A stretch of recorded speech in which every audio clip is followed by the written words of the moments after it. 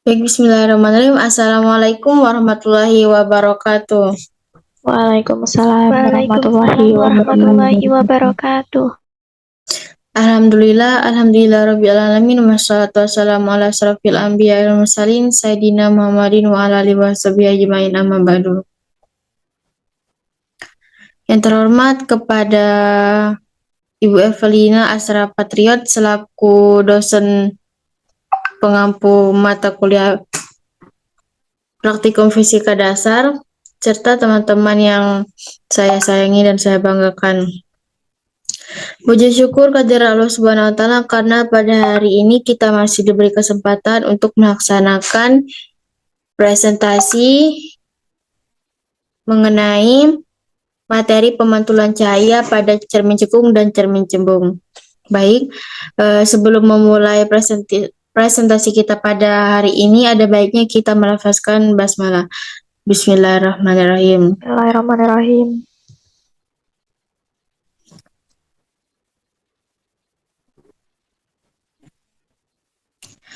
Baik, saya Jingga Natasha selaku moderator yang akan memimpin presentasi hari ini. Baik, acara selanjutnya yaitu pemaparan materi yang akan dilanjutkan oleh Fonda Aurelia. Kepada Fonda, saya persilakan. Baiklah, terima kasih kepada moderator.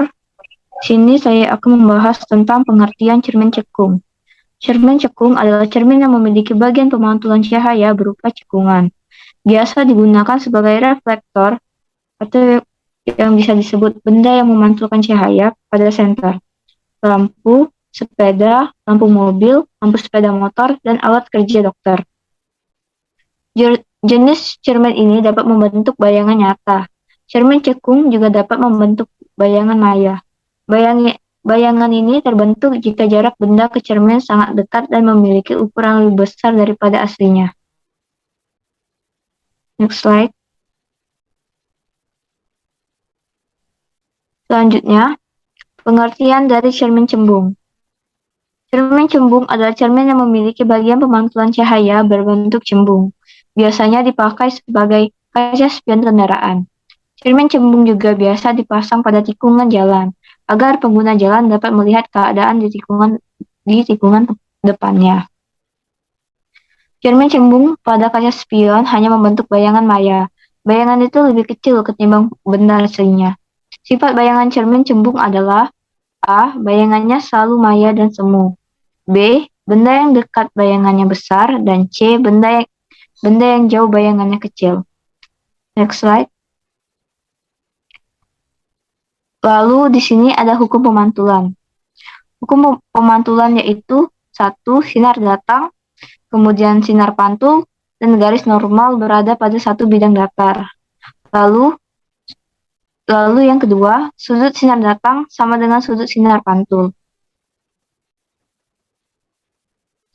Hukum pemantulan cahaya cermin cembung. Cermin cembung bersifat menyebarkan cahaya divergen. Dalam cermin cembung, berlaku 3 sinar istimewa yang membantu menentukan sifat bayangan. 1. Sinar yang datang sejajar sumbu utama akan dipantulkan seolah-olah berasal dari titik fokus. Kedua, sinar yang datang seolah-olah menuju titik fokus akan dipantulkan sejajar sumbu utama. Dan yang ketiga, sinar yang datang menuju pusat kelengkungan cermin akan dipantulkan seolah-olah berasal dari pusat kelengkungan yang sama. Ketiga sinar istimewa ini diperoleh dari penerapan hukum pemantulan cahaya hukum Snellius. Persamaan bayangan pada cermin cekung juga berlaku pada cerminan cembung. Namun, karena fokus cermin cembung letaknya di belakang cermin, maka jarak fokusnya bernilai negatif. Rumus hubungan antara jarak benda dan jarak bayangan dengan jarak fokus atau jari-jari kelengkungan cermin yaitu 2 dibagi jari-jari cermin sama dengan 1 dibagi jarak fokus sama dengan 1 dibagi jarak benda ditambah 1 dibagi jarak bayangan. Next slide. Nah, di sini juga ada hukum pemantulan cahaya cermin cekung. Cermin cekung bersifat mengumpulkan cahaya konvergen. Pada cermin cekung terdapat 3 jenis sinar istimewa, yaitu 1. Sinar datang sejajar sumbu utama akan dipantulkan melalui titik fokus. Kedua, sinar datang melalui titik fokus akan dipantulkan sejajar sumbu utama. Dan yang ketiga, sinar datang melalui pusat kelengkungan akan dipantulkan kembali melalui titik pusat kelengkungan cermin. Ketiga, sinar-sinar istimewa diperoleh dari penerapan hukum pemantulan. Perbesaran bayangan yaitu M untuk cermin cekung rumusnya adalah tinggi bayangan dibagi tinggi benda ditambah jarak bayangan dibagi dengan jarak benda.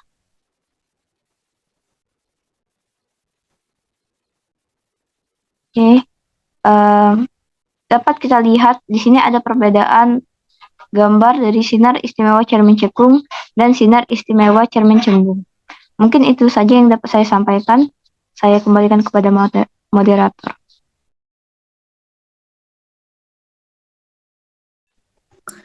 Baik, terima kasih Fonda untuk pemaparan materinya.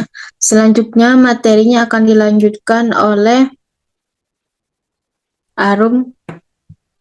Kepada Arum kami persilakan. Baik, terima kasih kepada moderator. Sebelumnya, apakah suara saya terdengar dengan jelas? Terdengar. Baiklah, di sini saya akan menjelaskan atau membacakan hasil percobaan. Untuk pertama yaitu tabel hasil percobaan pada cermin datar. Untuk yang pertama, sudut datangnya yaitu sebesar 70 derajat dan sudut pantulnya pun sama 70 derajat. Untuk yang kedua, itu sebesar 45 derajat dan sudut pantulnya juga 45 derajat. Dan yang ketiga, sudut datangnya 80 derajat dan sudut pantulnya 80 derajat juga. Dan untuk yang keempat, sudut datangnya 35 derajat dan sudut pantulnya 35 derajat. Dan yang terakhir, yang kelima, sudut datangnya itu 80 derajat, sudut pantulnya juga sama 80 derajat. Kemudian untuk tabel percobaan yang kedua, yaitu pada cermin cekung. Untuk yang pertama, sudutnya itu sudut cahaya datangnya sebesar 13 dan cahaya pantulnya sebesar 15 cm. Yang kedua, S-nya sebesar 14 dan yang S aksennya 16 cm. Dan yang ketiga, S-nya 15 cm, S aksennya 18 cm. Untuk yang keempat, S-nya 18 cm dan S aksennya 19 cm. Dan yang terakhir, yang kelima, S-nya sebesar 20 cm dan S aksennya 21 cm. Untuk percobaan yang ketiga pada cermin cembung, yang pertama S-nya bernilai 9 cm, S aksennya sebesar 20 cm, dan yang kedua S-nya sebesar 10 cm, yang S aksennya sebesar 16 cm. Untuk yang ketiga, S-nya sebesar 12 cm dan S aksennya 11 cm. Yang keempat, S-nya sebesar 13 cm dan S aksennya sebesar 12 cm. Untuk yang terakhir, yang percobaan kelimanya, S-nya sebesar 15 cm dan S aksennya sebesar 10 cm. Lanjut, saya akan membacakan analisis datanya. Untuk analisis yang pertama, kesimpulan dari percobaan cermin datar. Pada cermin datar memenuhi hukum pemantulan yaitu sinar datang, garis normal dan sinar pantul terletak pada satu bidang datar serta sudut datang selalu sama dengan sudut pantul. Adapun sifat bayangan pada cermin datar yaitu semu atau maya atau tidak tertangkap layar. Terus sama besar atau besar bayangan sama dengan besar benda. Tegak atau tidak terbalik. Dan jarak bayangan terhadap cermin sama dengan jarak benda terhadap cermin. Untuk analisis nomor 2, menghitung jarak fokus pada cermin cekung berdasarkan hasil percobaan dengan menggunakan rumus 1 per F sama dengan 1 per S ditambah 1 per S aksen. Untuk cobaan yang pertama, 1 per F sama dengan 1 per 13 ditambah 1 per 15. 1 per F sama dengan 15 per 195 ditambah 13 per 195 sama dengan 28 per 195. F-nya sama dengan 195 per 28 dan mendapatkan hasil 6,96 cm. Untuk percobaan yang kedua, 1 per F sama dengan 1 per 14 ditambah 1 per 16 sama dengan 8 ditambah 7 per 112. Mendapatkan hasil 15 per 112. F-nya yaitu sama dengan 112 per 15 dan mendapatkan hasil akhir 7,46 cm. Untuk percobaan yang ketiga, 1 per F sama dengan 1 per 15 ditambah 1 per 18 sama dengan 6 ditambah 5 per 90 sama dengan 11 per 90. F-nya 90 per 11 dan mendapatkan hasil 8,18 cm. Untuk percobaan yang keempat, 1 per F sama dengan 1 per 18 ditambah 1 per 19 sama dengan 19 ditambah 18 per 342 sama dengan 37 per 342. F-nya 342 per 37 mendapatkan hasil 9,24 cm. Dan untuk percobaan yang terakhir, percobaan yang kelima, 1 per F sama dengan 1 per 20 ditambah 1 per 21 sama dengan 21 ditambah 20 per 240 sama dengan 41 per 240. F-nya 240 per 41 dan mendapatkan hasil 5,85 cm.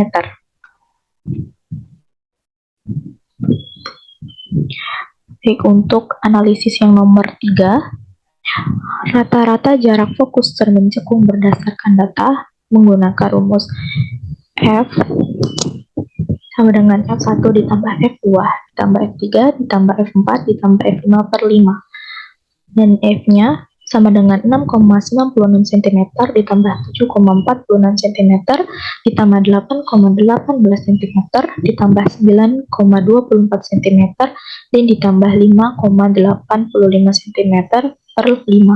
Dapatkan hasil 37,69 per 5 dan hasilnya itu 7,538 cm. Dan untuk analisis data yang keempat, grafik 1 per S aksen sebagai fungsi dari 1 per S dan jarak fokusnya pada cermin cekung. Bisa dilihat pada grafik. Dari grafik didapat 1 per S sama dengan 20 dan 1 per S aksennya sama dengan 0. Diketahui F, yaitu 1 per F sama dengan 1 per S ditambah 1 per S aksen sama dengan 1 per 20 ditambah 1 per 0 sama dengan 1 per 20. F-nya mendapatkan hasil 20 cm. Selanjutnya analisis data untuk nomor 5 sampai akhir akan dilanjutkan oleh Nia dan Niati.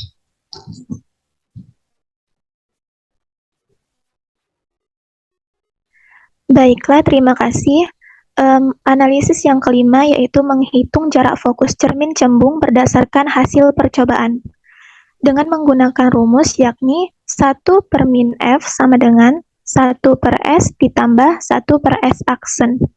Pada percobaan ke-1, 1 per min F sama dengan 1 per 9 ditambah 1 per 20, di mana mendapatkan hasil min F-nya sama dengan 180 per 29, jadi jarak fokusnya sama dengan min 6,2 cm.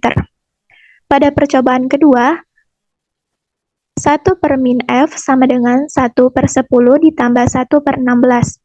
1 per min F sama dengan 8 per 5 dibagi 80. 1 per min F sama dengan 13 per 80.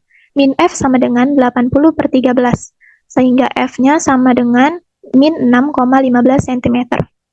Pada percobaan ketiga, 1 per min F sama dengan 1 per 12 ditambah 1 per 11.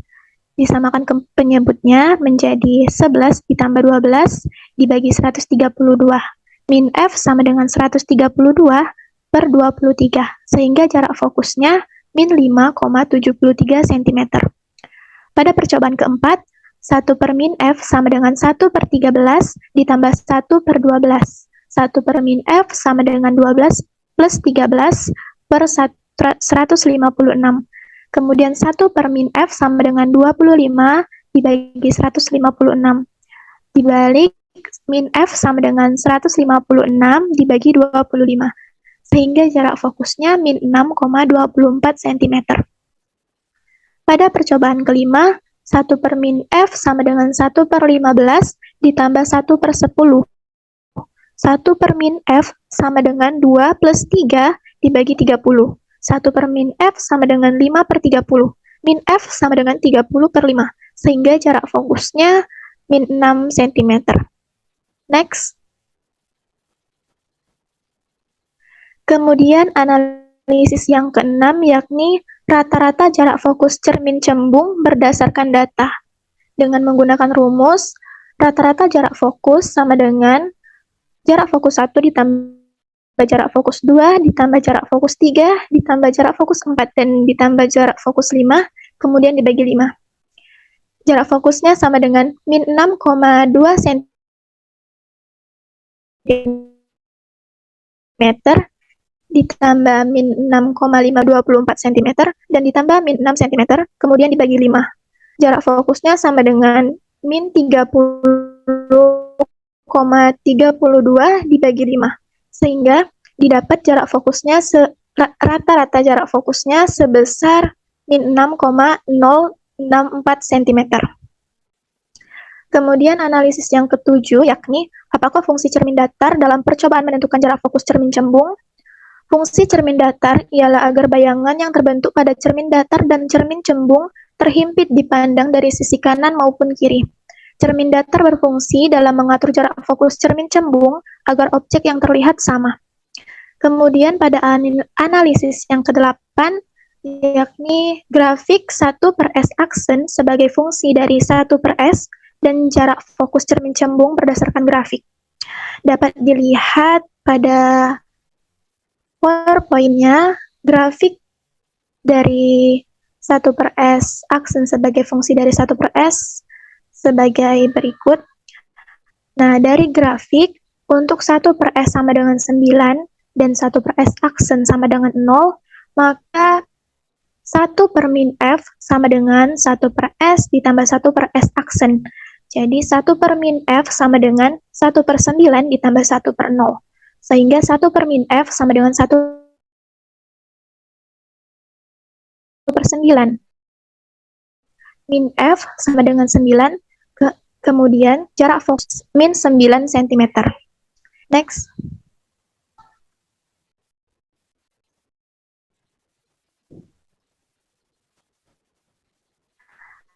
Baiklah, terakhir di sini kita tiba pada kesimpulan.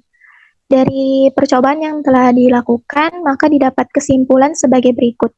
Yang pertama, hubungan antara jarak benda, jarak bayangan, dan jarak fokus pada cermin cekung dan cermin cembung, yaitu semakin dekat jarak bayangan ke cermin, maka jarak fokus tidak berubah.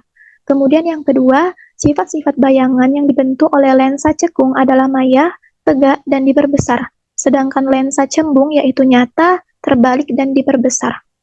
Kemudian terakhir nomor 3, persamaan untuk mencari jarak fokus cermin cekung yakni 1 per F sama dengan 1 per S ditambah 1 per S aksen. Semakin jauh jarak benda, maka jarak bayangan akan semakin dekat. Dengan kata lain, semakin besar nilai S, maka semakin kecil nilai S aksen. Nilai S berbanding terbalik dengan nilai S aksen. Baiklah, sekian yang dapat saya sampaikan. Saya kembalikan kepada moderator. Terima kasih. Baik, terima kasih untuk Demiati sudah membacakan materi sampai kesimpulan. Mungkin dari teman-teman ada yang ingin bertanya.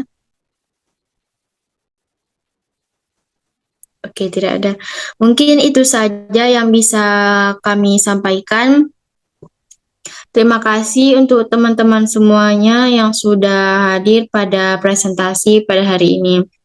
Akhir kata, wabillahi taufiq wal hidayah. Wassalamualaikum warahmatullahi wabarakatuh. Waalaikumsalam Waalaikumsalam warahmatullahi wabarakatuh. wabarakatuh.